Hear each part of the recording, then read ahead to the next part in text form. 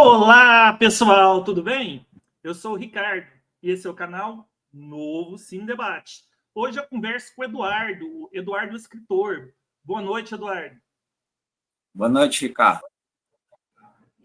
Então, pessoal, eu conheço ele como Eduardo, né? Só que o nome dele é Roberto Eduardo Gonçalves Fontinelli, tem 47 anos, nasceu e mora em Fortaleza, Ceará.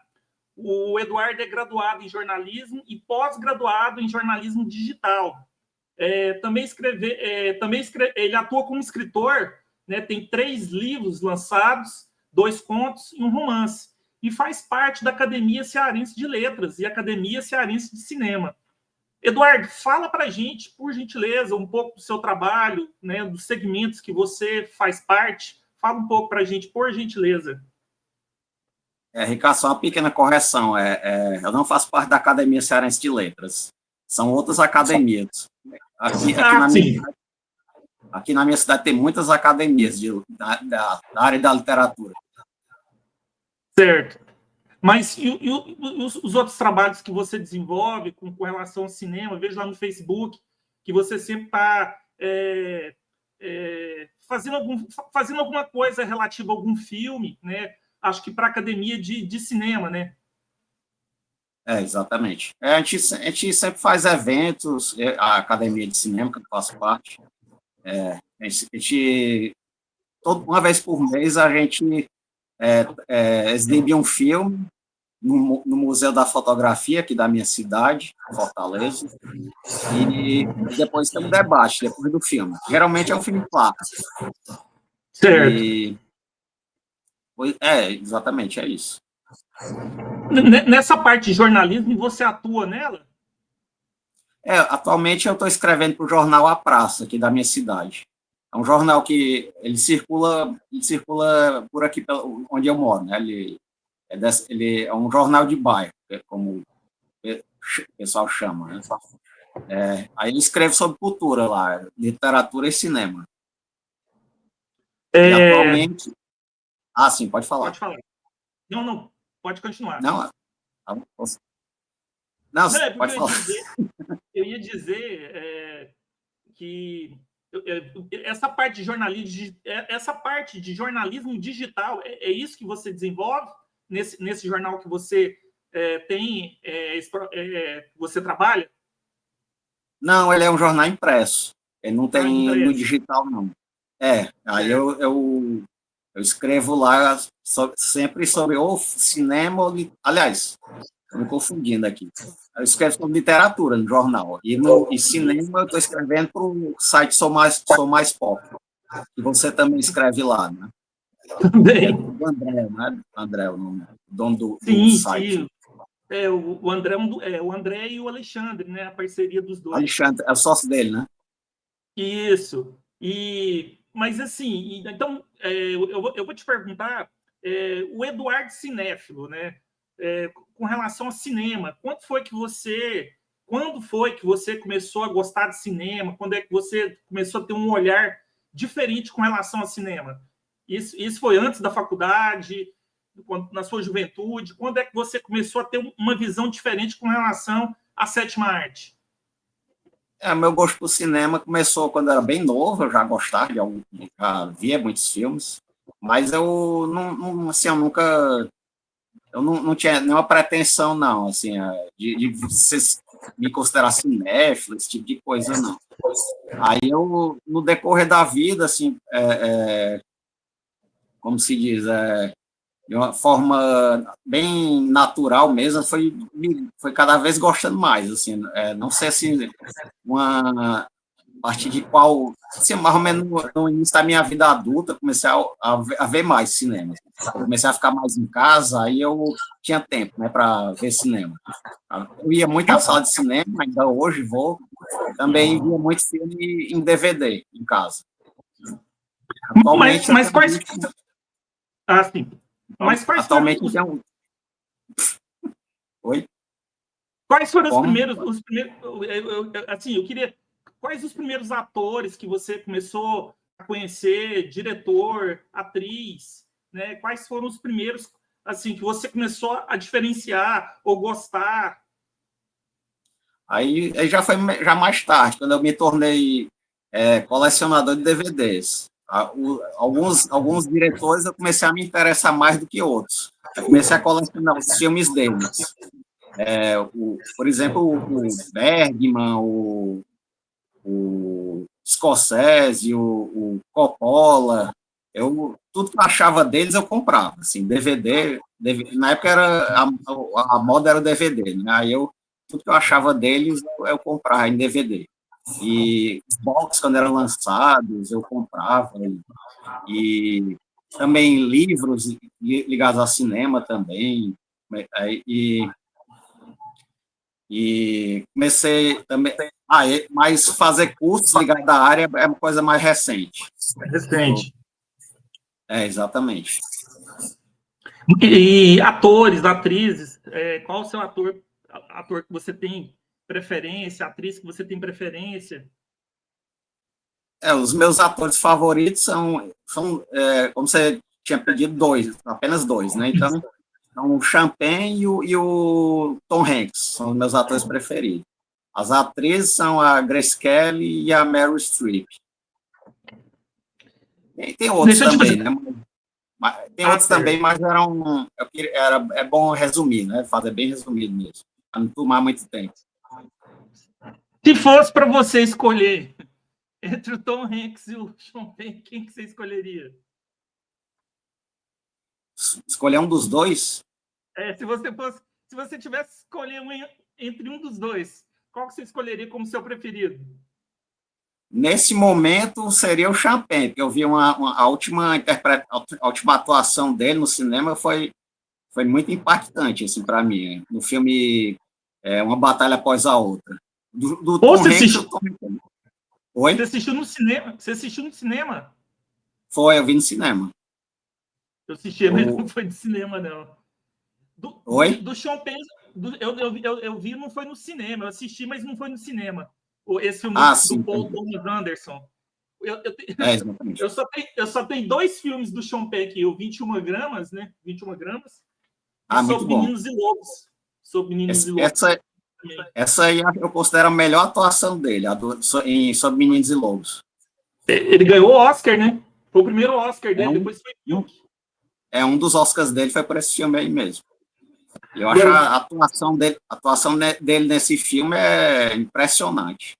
É uma coisa assim que me marcou muito quando eu assisti a primeira vez. E toda vez que eu revejo esse filme, eu sempre revejo esse filme, eu ainda hoje me impacta, assim, aquela cena lá ele foi assassinada, filha adolescente dele. Nossa, aí junta os policiais em volta dele, né? Acho que 4, 5, 6, 7, né? Que ele descobre que a filha morreu. É impactante aquela cena, né? Os policiais precisam segurar ele para conter ele, né? Para ele não ir mexer no corpo, né? Da menina. Ele ganhou o Oscar naquela cena lá. Eu também imagino que foi principalmente por causa daquela cena. Aquela cena é muito forte. Do Tom Hanks eu tenho aqui a Estrada para a Perdição, o Terminal, o Náufrago, Resgate do Soldado Ryan e o Forrest Gump. Você acha que eu sou fã do Tom Hanks? Acho que você gosta também. Eu considero a melhor atuação do Tom Hanks Forrest Gump. Ele tá impressionante também nesse filme. Você jura que ele tem você jura que ele tem algum problema mental, assim, né?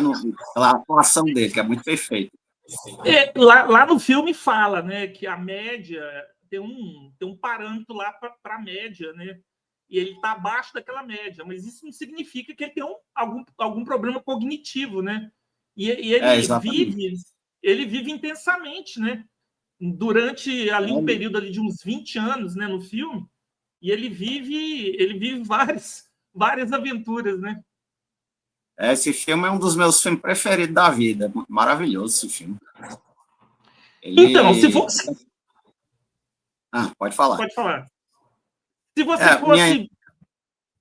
sim. No caso aí, Pode falar. Como atriz, assim, mais impressionante, eu acho a Meryl Streep. A Grace Kelly, eu acho ela uma ótima atriz também, mas minha adoração mais dela é pela beleza dela, né? Acho ela uma das mulheres mais bonitas que eu já vi na vida. Você fala Grace Kelly? Pela beleza seria a Grace Kelly, pela atuação a Meryl Streep. A Grace Kelly, ela virou rainha de Mônaco, né? Exatamente, abandonou cedo, né, o cinema, ela. Mas ela ganhou um Oscar, né, por Amar é Sofrer, É verdade. do diretor George Seattle, né, que ela atuou com o William Holden e o Bing Crosby.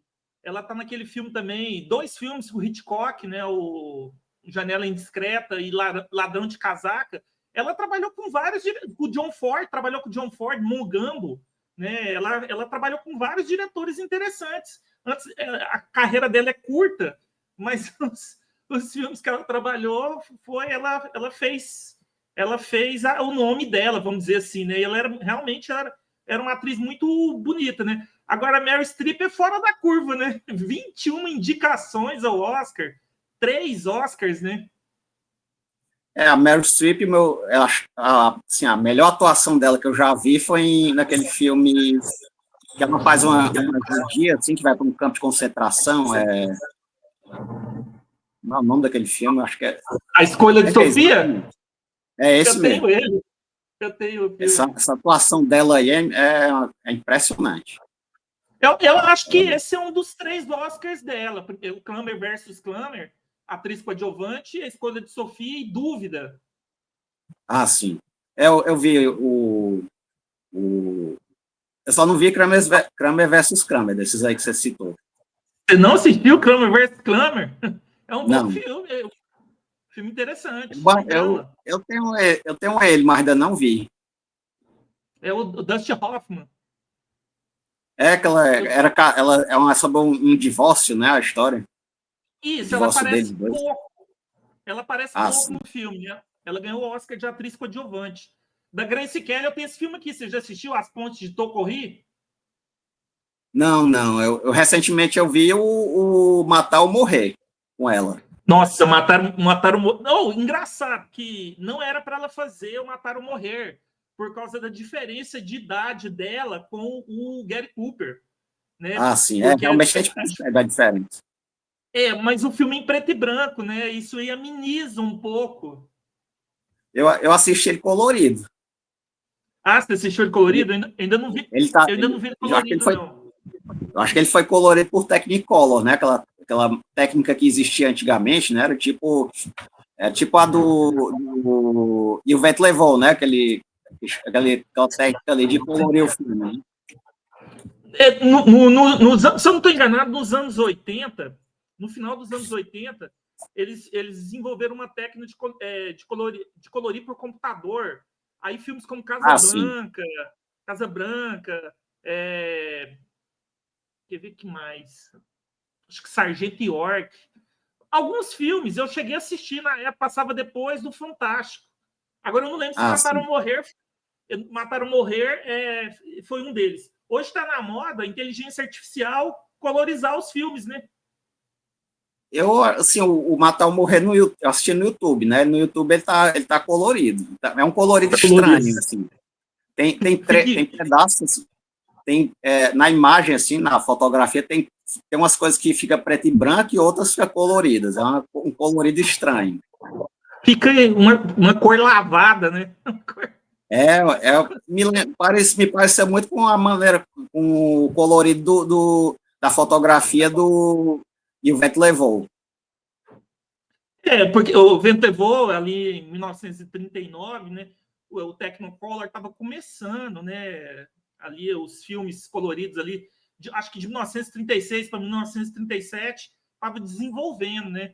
Mas, assim, eu assisti, por exemplo, nos tempos da diligência, eu assisti ele colorido essa semana, que vai ser o próximo artigo que eu vou escrever. Igual você falou, fica esquisito, é estranho as cores, e parece que elas não são vivas, né?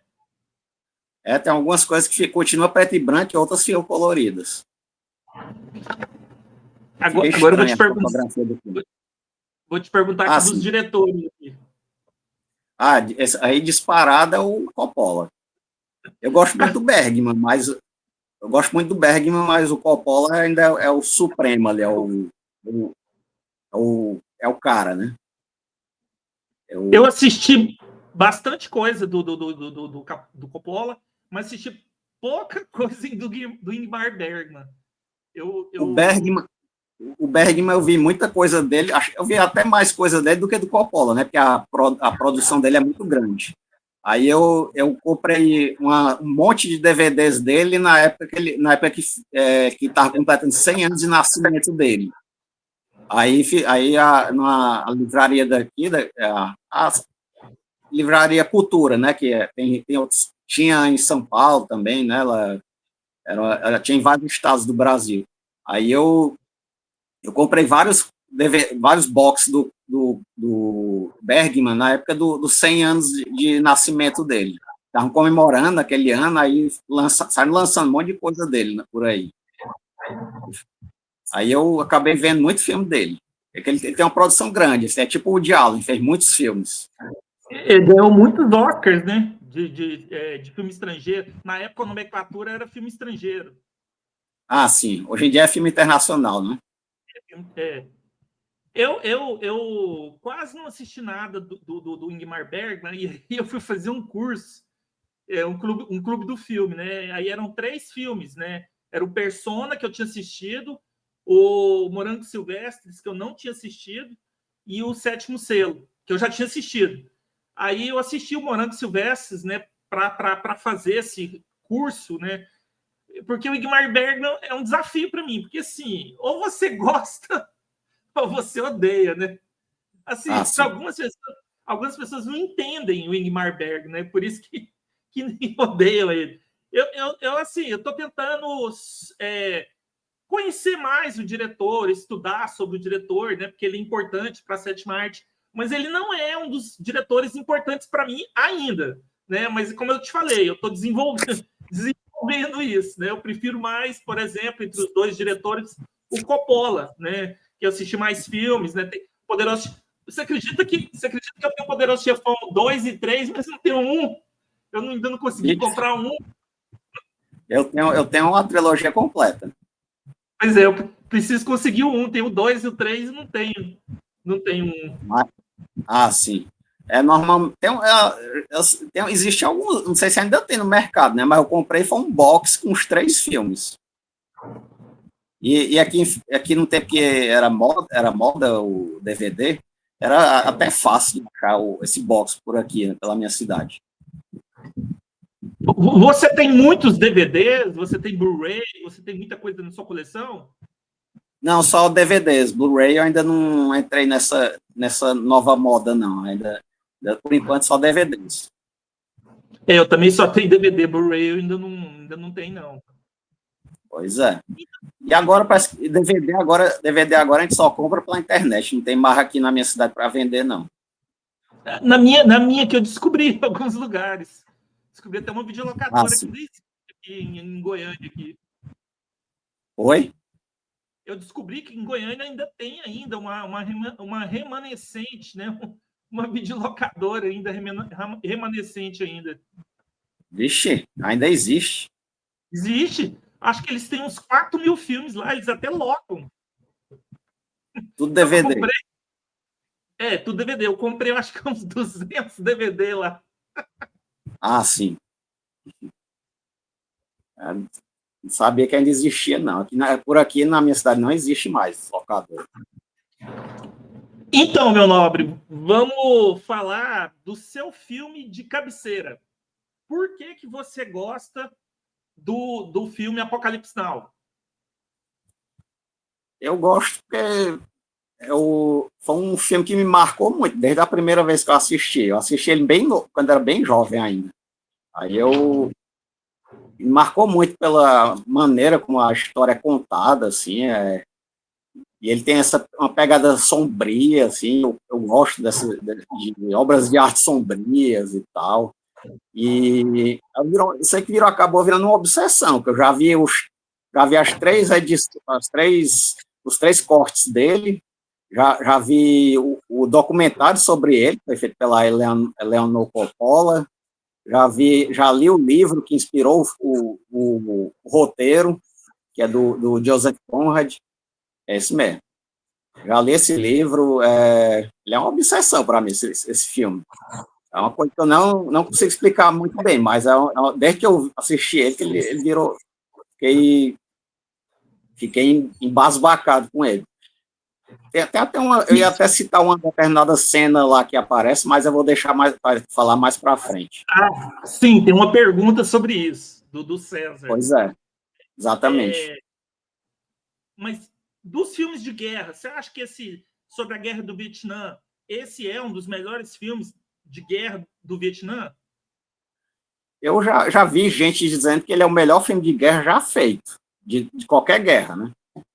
Mas eu não sei se isso é uma coisa assim, deixa eu, como é que eu falo? Não sei se é se é um consenso, né? Que é o melhor filme de guerra, mas eu já vi gente dizendo que é. Sobre o Vietnã, eu acredito que seja, pelo menos sobre o Vietnã, acredito que seja o melhor, considerado o melhor, né? E ele sempre aparece nas listas de melhores filmes de todos os tempos.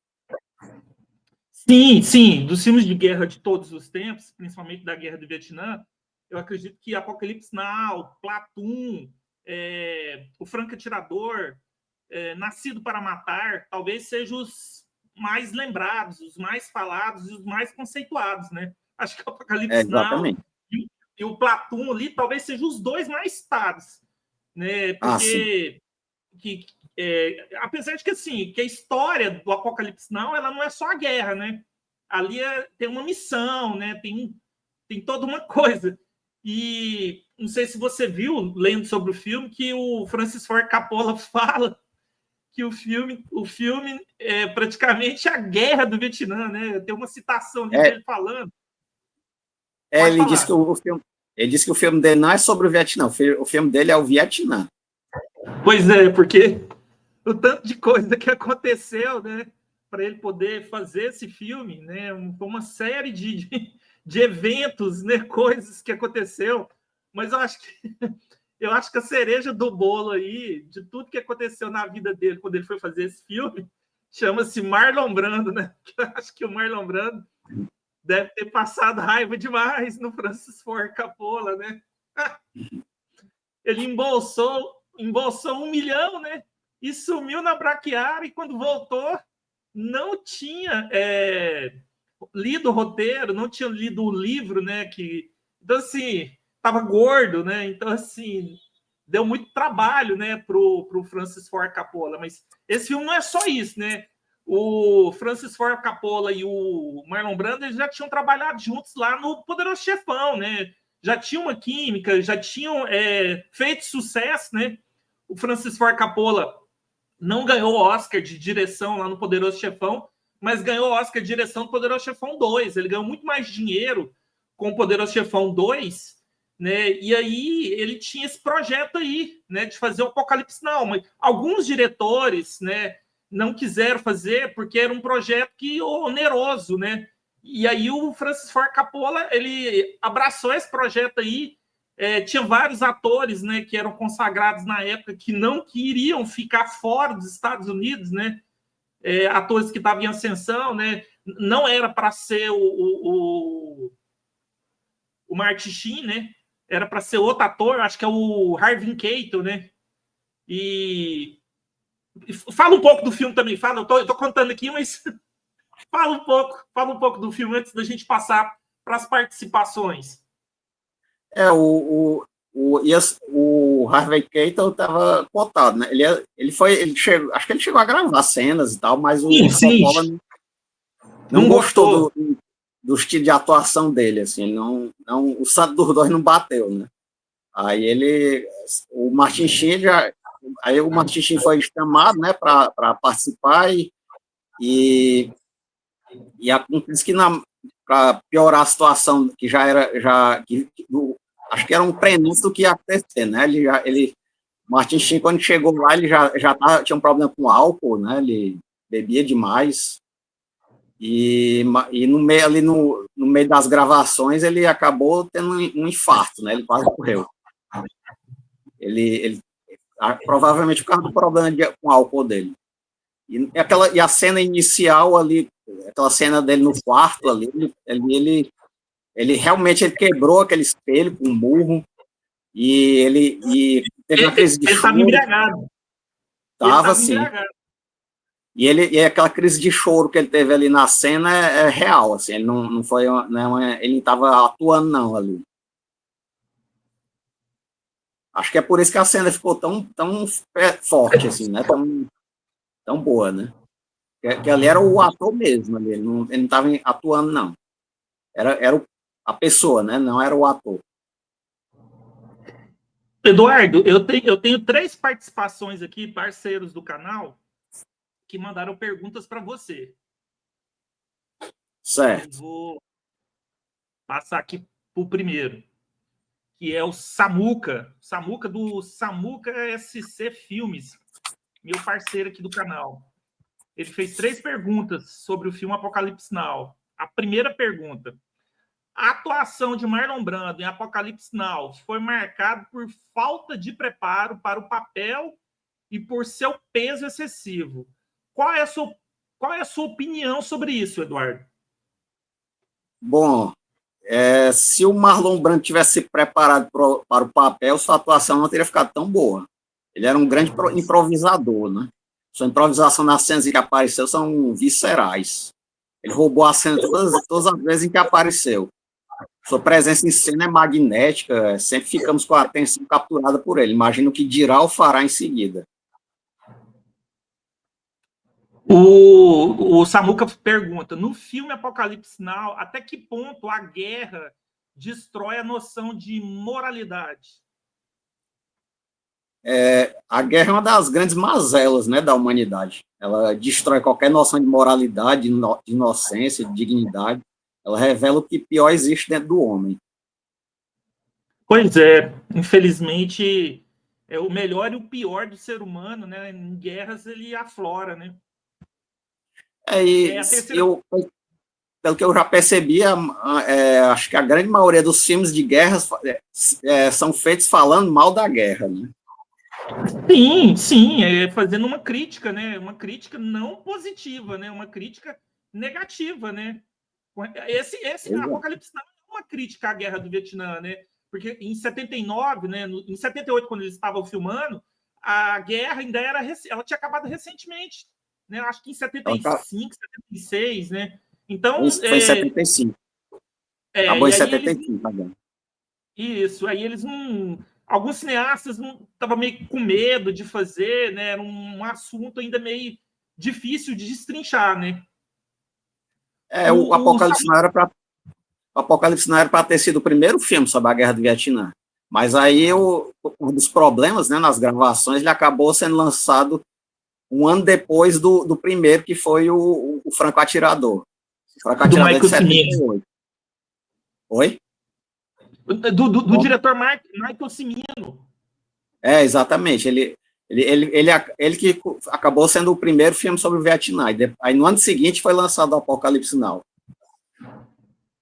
O Franco Atirador, se eu não estou enganado, ganhou vários Oscars, incluindo de melhor filme. Ganhou vários Oscars. Melhor filme, né? Melhor diretor. O Apocalipse Now, eu acho que ganhou Palma de Ouro no Festival de Cannes. Ganhou, sim. E pelo que eu pesquisei, ele não estava nem concluído ainda, quando ele foi apresentado no Festival de Cannes.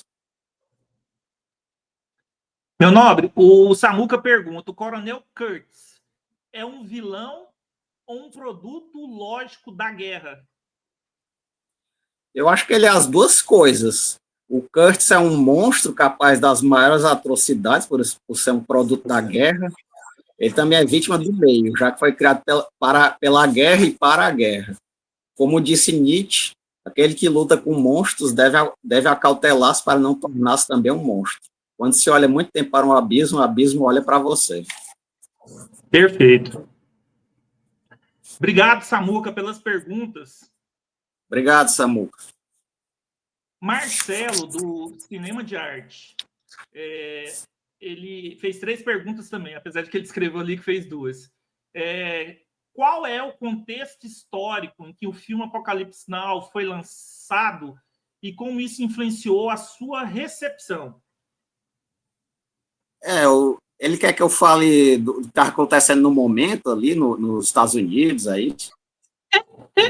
Conhecendo o Marcelo, tem alguma coisa a ver com Nova Hollywood, por exemplo.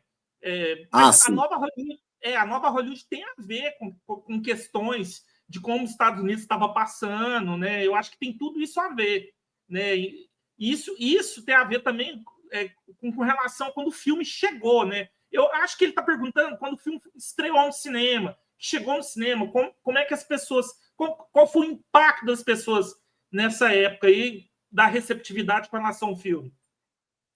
Ele estreou no final da década de 70, e nessa época a Nova Hollywood ela já estava acabando, né? Porque em 75 foi lançado Tubarão, em 77 Guerra nas Estrelas, aí foi criado aquele sistema de pegar grandes produções do cinema e fazer merchandise, né? Transformar o filme em subprodutos, como brinquedos, quadrinhos, utensílios, desenhos animados. Foi que ali já no final da década de 70, começo dos anos 80, começou a mudar o sistema, né, lá em Hollywood. O lançamento de Guerra nas Estrelas e Tubarão foram ali o que acabou com a nova Hollywood. Sim, o George Lucas e o Spielberg, né? Exatamente. Ele já eles começaram as superproduções a serem lançadas e tal, ali nos anos 80, né, os filmes mais comerciais, os filmes sendo lançados assim, visando mais o lucro do que o elemento artístico, né, dos filmes. O Marcelo pergunta, como a direção de Francis Ford Coppola contribuiu para a atmosfera e a tensão do filme, especialmente nas cenas de ação e nas sequências de montagem? O Coppola ele fez 3 cortes desse filme, porque ele não ficou muito satisfeito com o trabalho dele mesmo. Provavelmente por causa dos problemas que aconteceram quando o filme estava sendo gravado, né? Aí a tensão é bem palpável, assim, devido ao uso de drogas, as noitadas que aconteciam depois das filmagens lá lá nas Filipinas, onde estavam gravando. E ainda tinha a questão dos pilotos das aeronaves e das cenas de ação. Eles eram de lá, né, das Filipinas, e eles precisavam se ausentar de vez em quando para combater rebeldes que eram contrários ao governo do país, né, das Filipinas, né, e tinha também a questão dos cortes rápidos, né, nas cenas, principalmente na cena dos helicópteros com a utilização de trilha sonora, né, a Cavalgada das Valquírias, né, do Richard Wagner. Aquela cena lá, ela usa a trilha sonora para causar tensão e os cortes rápidos de vários ângulos para transmitir as emoções que o Coppola queria provocar no espectador. Também outro elemento utilizado era para criar desconforto e suspense para a fotografia, com o uso do claro e escuro bem contrastado em diversas cenas. A fotografia foi assinada pelo Vittorio Storaro, né, que ele ganhou até Oscar, né, já, ele era, eu não sei, assim, eu não sei dizer se ele está vivo, né, o Vittorio Storaro, mas ele é muito premiado, né, esse diretor de fotografia. Ele trabalhou com o Woody Allen também, eu acho que ele ainda está vivo.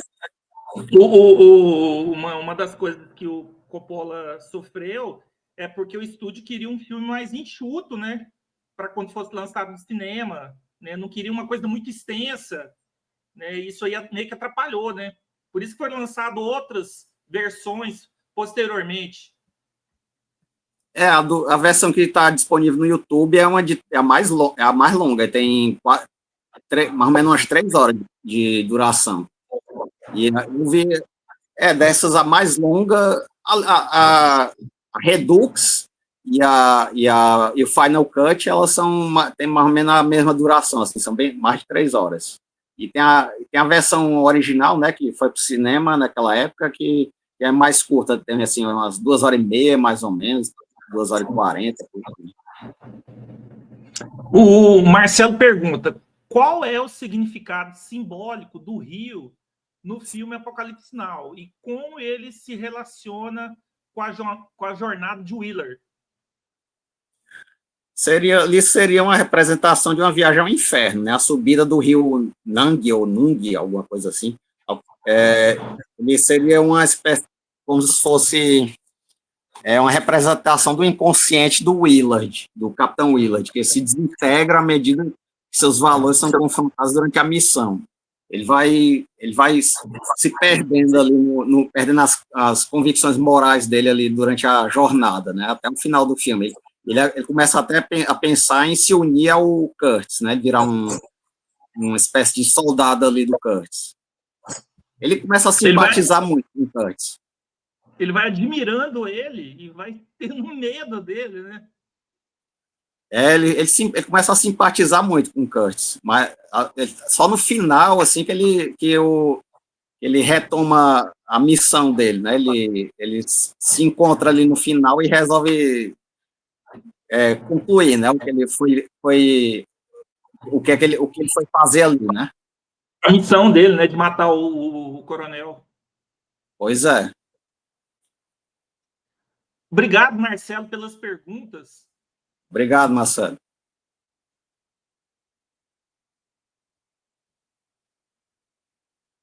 Agora é o César Galvão.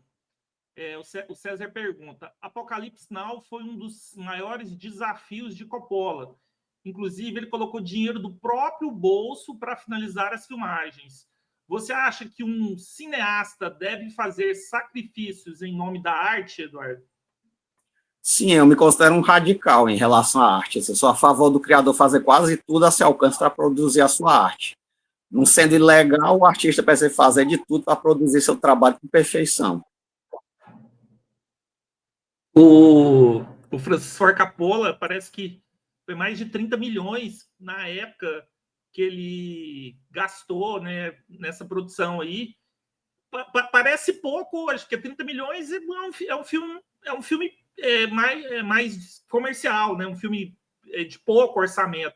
Mas para 1970, década de 70, né, ele gastou muito dinheiro, né? Eu acho que se o filme não tivesse dado um lucro para ele ali, não tinha continuado a carreira nos anos 80, né? Ele só foi falir realmente nos anos 80, por causa do Fundo do Coração, né? Aquele outro filme dele. No Apocalipse, ele botou dinheiro do bolso dele também, ali, para dar prosseguimento à filmagem, né? Ele costuma se arriscar muito quando ele vai fazer um filme, né? Quando ele acredita no que ele está fazendo, né? Mas após essa falência, ele acabou fazendo uns filmes assim bem comerciais mesmo para tentar se reerguer. Mas ele fez isso. Mas ele fez isso agora recentemente, né? De tirar do bolso para Megalópolis. Ele faliu de novo. O Megalópolis, né? Isso. Eu não vi ainda. Eu vi no cinema ele. E parece que eu ouvi falar que vai ter uma outra versão dele para esse filme, uma nova versão do diretor, né? Uhum. Mas esse filme ele adquiriu uma dívida grande aí, por causa do Megalópolis. Ele está vendendo pelo que eu soube, ele parece vender uma ilha para pagar as dívidas. Caramba! Ele chegou a vir aqui no Brasil, né, para divulgar o Megalópolis. Oi? Eu acho que ele chegou a vir aqui no Brasil, acho que ele foi em Curitiba para divulgar o filme Megalópolis. Sim. Eu lembro, no lançamento do Megalópolis, ele andou por aqui mesmo, ele veio para o Brasil. Eu vi algumas filmagens assim, dele dando palestras dentro da sala de cinema e tal, ele um debate, assim, divulgando, né, o filme dele. O César pergunta: quais as cenas mais marcantes do filme para você, Eduardo? Eu vou falar aqui 4. A abertura com os helicópteros se confundindo com o ventilador de teto do quarto do Capitão Willard, ao som da canção The End, da banda The Doors.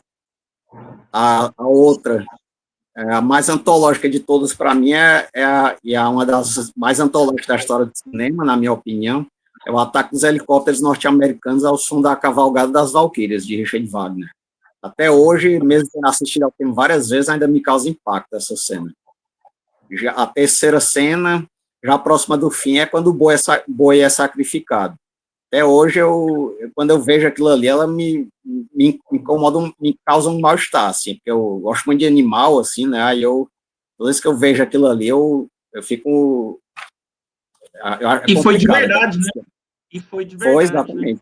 O boi foi morto realmente para a cena, né, e a cena é bem gráfica, né, ela mostra o boi sendo abatido ali na hora.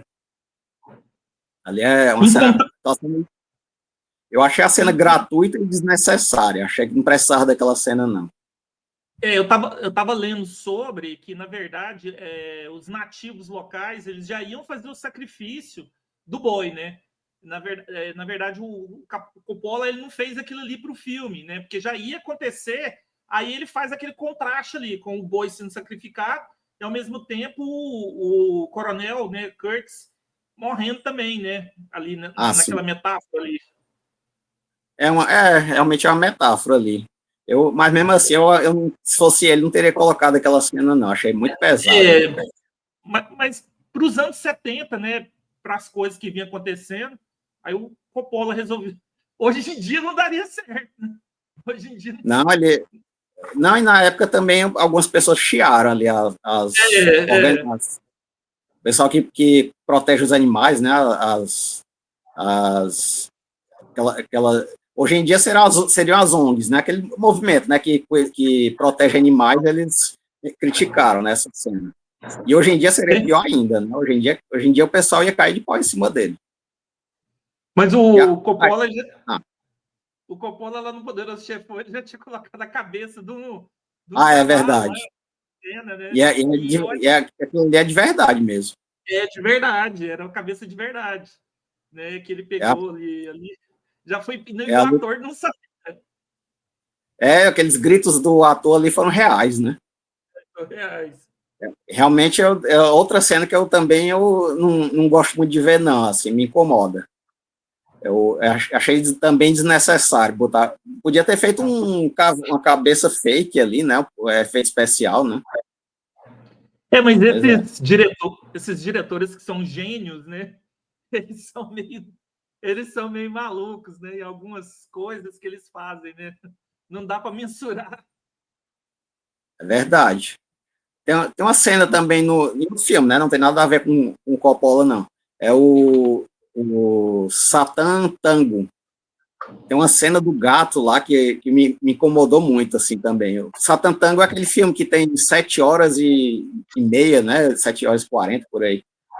Eu já vi falar, mas não assisti, não. Tem uma cena lá também do gato lá que é bem complicada de assistir. É pesada também. Eu não gosto. Eu também não gosto de ver animal sendo maltratado. Tem a cena do gato lá é uma criança torturando um gato, né? Ela maltratando o gato. E a gente percebe que não teve corte nenhum ali, foi filmada do jeito que estava ali mesmo, do jeito que a menina estava agindo ali, ela foi sendo filmada, né? Assim,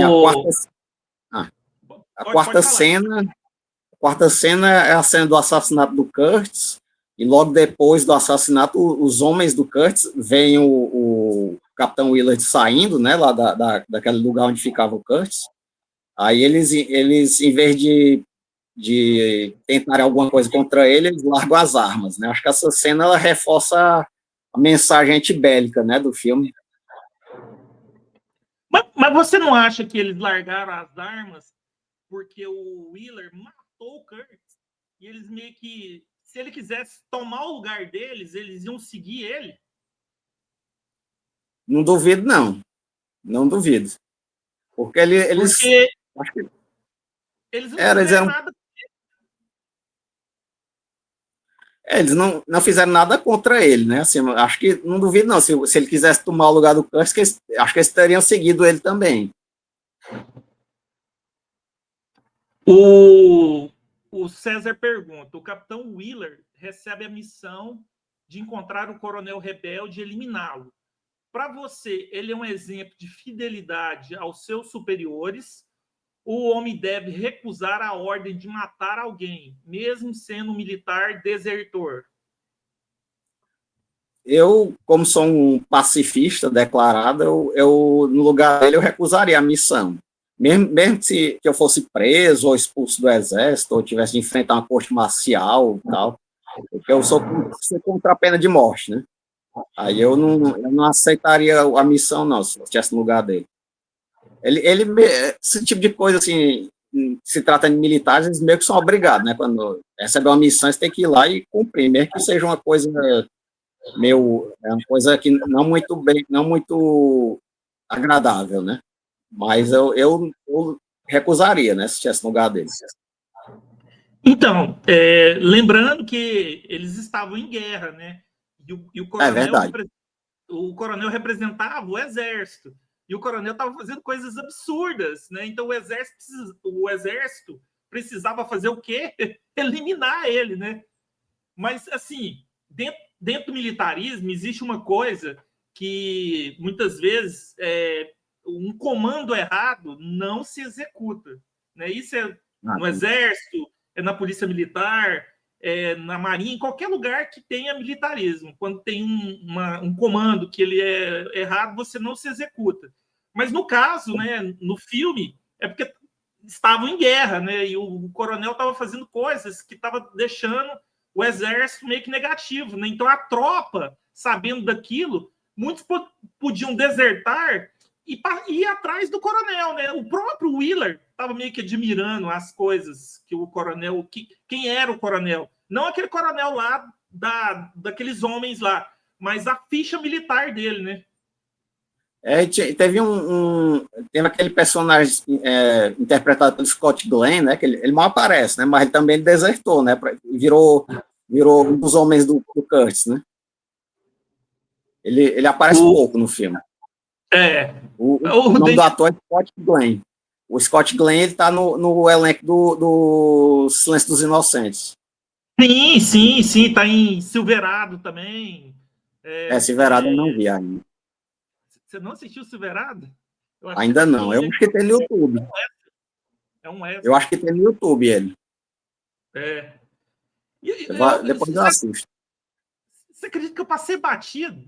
Eu vi o Harrison Ford no início do filme, né? Que ele é um coronel, acho que é um coronel. Deixa eu ver aqui. Mas eu não lembrava do Scott Glenn. Você falando aqui, eu tô com o elenco aqui, tô com o elenco aberto aqui. Né? O Lawrence Fishburne, o Frederick Forrest. Eu não lembrava do Scott Glenn nesse filme. Eu acho que ele só aparece em 2 cenas. E ele é citado, assim, mas aparecer mesmo. Tem uma cena que na pasta que o Willard recebeu sobre o coronel, tem uma foto lá dele, do Scott Glenn. E no final ali, quando o Willard chega lá naquele lugar, lá, os seguidores do Curtis e tal, uma espécie de templo, né? É um templo ali. Aí tem uma hora que o Willard vê lá o Scott Glenn, ele tá até de barba, barba e com uma boina do exército na cabeça. Ele só aparece nessas 2 cenas. E o Robert Duvall? O Robert Duvall também tá ele também tá perturbado ali pela guerra, né? Tá meio loucão.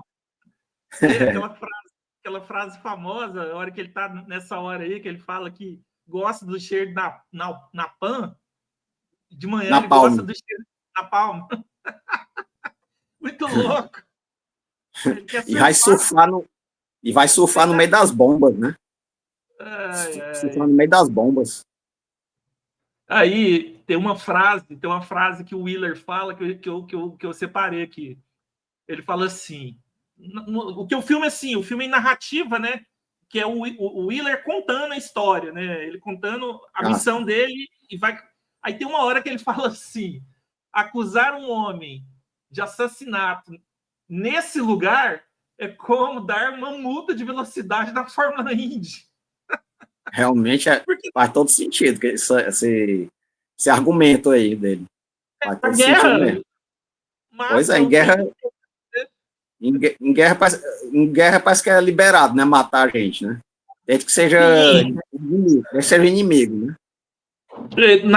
na Constituição brasileira, né, a única hora que você pode matar alguém é em estado de guerra, né? Tá lá na Constituição. A única vez e hora que você pode matar alguém no Brasil, né? Só em guerra. Você é militar, não é? Sou policial militar. Ah, Mas eu sim. falo sobre isso. O pessoal acha estranho. É o que eu já vi gente lá no grupo te chamando de sargento. Eu sou o primeiro sargento da Polícia Militar aqui em Goiânia. Tenho 27 anos de corporação. Ah, sim. Entendi. Mas Eu assim, pensei que você era do exército mesmo, assim, Forças Armadas e tal. não. Eu trabalho na administração da Polícia Militar aqui, né? Na Ah, Polícia sim. Militar. Então você não vai pra rua, não. Você não vai pra rua, não, né? Não, para rua também, mas não é o meu serviço diário. Ah, sim. Entendi. Meu serviço diário é administrativo. Ah, sim. Você não pega em armas, não, né? Não, armado. Sim, Ah, essa é minha tá. arma, tá aqui. Tá aqui. Ah, sim. Entendi. Eu nem agradeci o César, né? Deixa eu voltar aqui a pergunta do César. O César fez as 3 perguntas. Obrigado, César, pelas perguntas que você fez para o Eduardo. Obrigado, César. Então, meu nobre, que nota que você dá para esse filme? Ah, 10 com louvor. Eu tinha É certeza que você o, ia dar nota 10. é o filme da minha vida, não tem pra onde correr, não. Não, mas dos filmes de guerra, eu assisto muito. O gênero que eu mais gosto é western, né? Todo mundo, todo mundo Ah, lá sim. nos grupos sabe disso. Depois, filme de guerra, né? Guerra, Ah, sim. depois filme policial, ação, né? E depois drama, né? Drama, Ah, suspense. sim. Então, eu assisto muito filme de guerra, e esse filme é um dos melhores filmes de guerra já feito, já produzido, né? Então, assim, eu acho estranho quando alguém fala que ainda aparece lá, a gente faz parte de grupos de WhatsApp, né, de cinema, quando alguém fala que não assistiu Apocalipse Now. O que você acha disso, de alguém falar que não assistiu Apocalipse Now? É quase a mesma coisa da pessoa chegar e dizer que não assistiu o Poderoso Chefão, né? Porque são os filmes mais divulgados do Coppola, né? Então todos os Poderosos Chefão, os 3 filmes e o Apocalipse Now, então, vou usar um termo bem popular, são os filmes mais manjados que existe no cinema clássico americano, né? Então, estão entre eles, né? O Poderoso Chefão 1 e o Poderoso Chefão 2 tá entre os 10 melhores filmes do IMDB, né? Internet Movie Database ali. Em primeiro lugar É impressionante. em primeiro lugar, um Som de Liberdade, né? Mas ali eu acho que Ah, em sim. segundo ou terceiro lugar vem o Poderoso Chefão. Mas eu acho que é muito difícil alguém chegar para mim e dizer, alguém que gosta de cinema, dizer que não assistiu ou Apocalipse Now ou os primeiros, os filmes do Poderoso Chefão. Mas de vez em quando aparece alguém lá no grupo lá e fala que não viu. Nossa, é estranho, é até estranho, assim, Eu a acho, pessoa não. eu acho, eu Então, acho estranho também. são filmes tão batidos. Meu nobre, suas considerações finais. Bom, eu gostaria de agradecer a oportunidade que você me deu, né, de me expressar aqui, Ricardo, e agradecer a quem enviou as perguntas, o Marcelo, o César, o Samuca, e recomendar que assistam Apocalipse Now, que é um filme obrigatório para qualquer cinéfilo. Não vejam só o Poderoso Chefão, né, porque o Coppola tem uma Filmografia. produção, oi? Vários filmes, filmografia. Ele tem uma filmografia muito rica, né? Ele fez, até que ele fez algumas bobagens assim, nos anos 80, por aí, anos 90. Ele, por dinheiro mesmo, assim, porque ele estava falido, mas ele tem uma filmografia assim, bem interessante. Assim, não só Apocalipse Now, tem o Poderoso Chefão, os 3 filmes, o Drácula de Bram Stoker, tem um que não é muito citado, que eu também gosto muito. Já esquecendo de citar o Selvagem da Motocicleta, que é muito bom também. E tem um outro que não é muito citado, mas que eu gosto muito também, que é o Tetro. É um filme dos anos 2000 já, assim, um dos filmes mais recentes dele. Eu gosto muito desse filme, apesar de que ninguém fala dele, né? Mas Você assistiu, Oi? você assistiu a Conversação? Também. Esqueci de citar esse aí, é muito bom também. Excelente. E não é baseado em livro, é roteiro original do Coppola, esse aí. Esse aí é excelente também. É um dos meus preferidos dele também, esse aí. Eu tinha esquecido de citar, porque a gente vai fazer uma lista, você sempre esquece de alguma coisa. Né? Meu nobre, fica o convite, né, para a gente fazer depois outros filmes, né? Você é uma simpatia, gostei muito de conversar com você, a gente trocar ideias, né, fazer esse bate-papo aqui, né? Como eu disse, fica o convite para a gente fazer outros, né, outros filmes que você gosta, né? E até a próxima vez, meu nobre. Até a próxima, Ricardo. Até mais, pessoal.